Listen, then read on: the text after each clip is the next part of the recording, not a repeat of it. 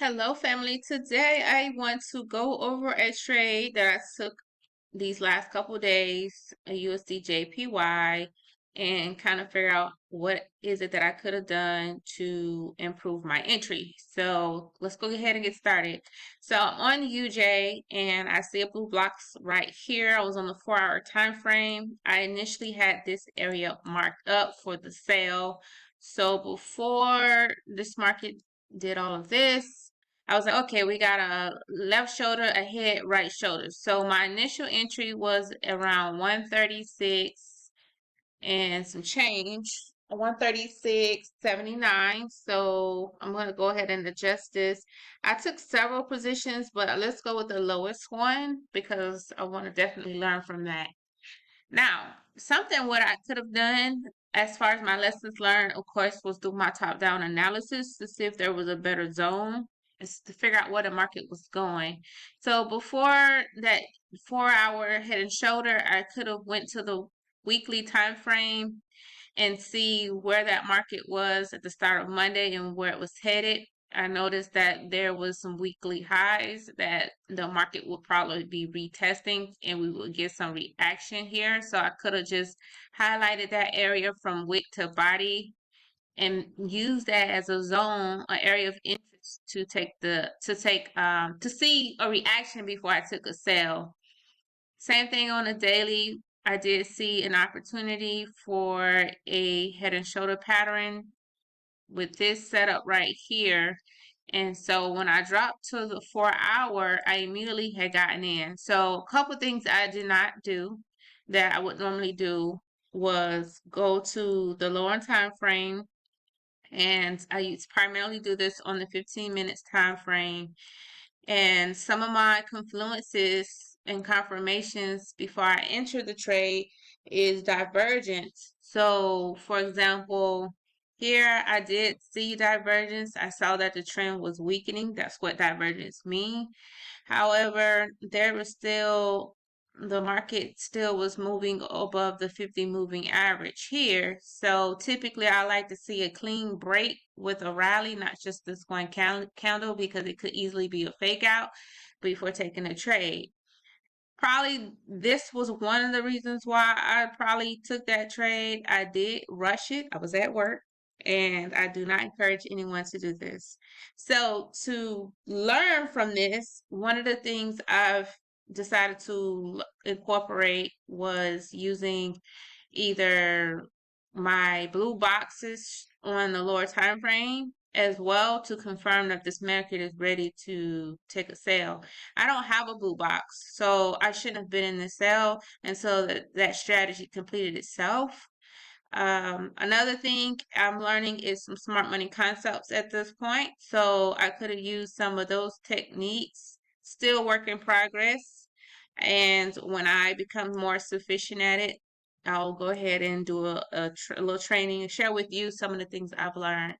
So as you can see, this market had continued up past my entry point. I was in so much drawdown, at least 50 pips, 77 pips. I held this trade. I was not getting out this trade. I don't advise anyone to do what I did, but like I said, I was very confident, and sometimes that's all you need is, and especially if you're following the rules of your strategy, which is what I did. It's just that I was in a lot of drawdown.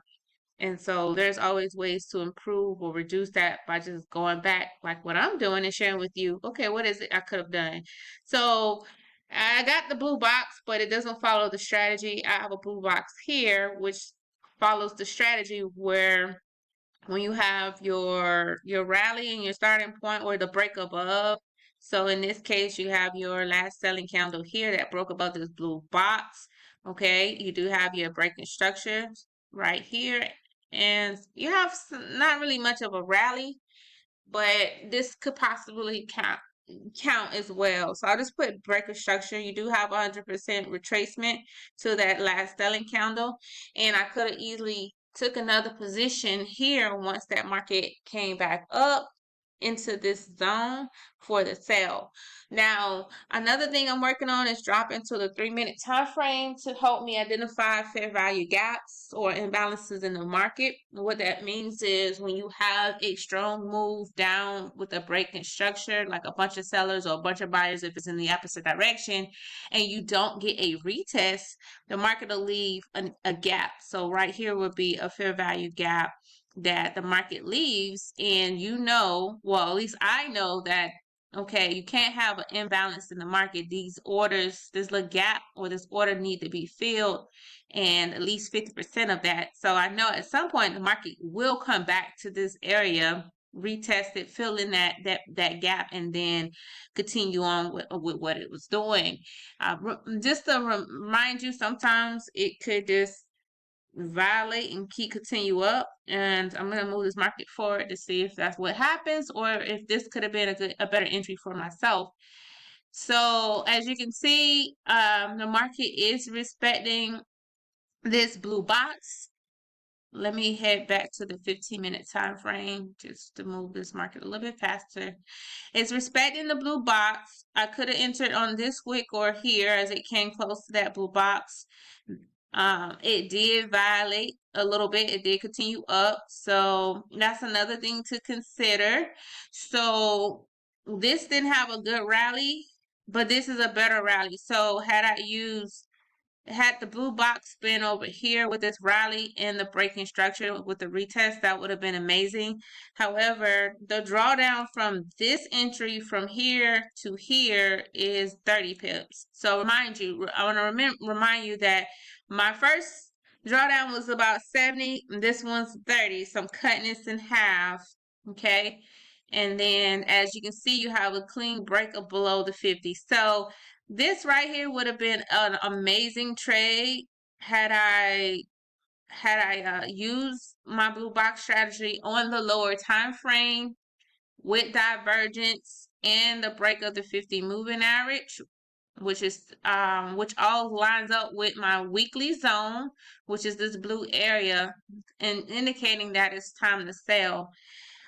So that's what I wanted to share with you. I believe with a 30 pip drawdown even here, I think this was a lot better.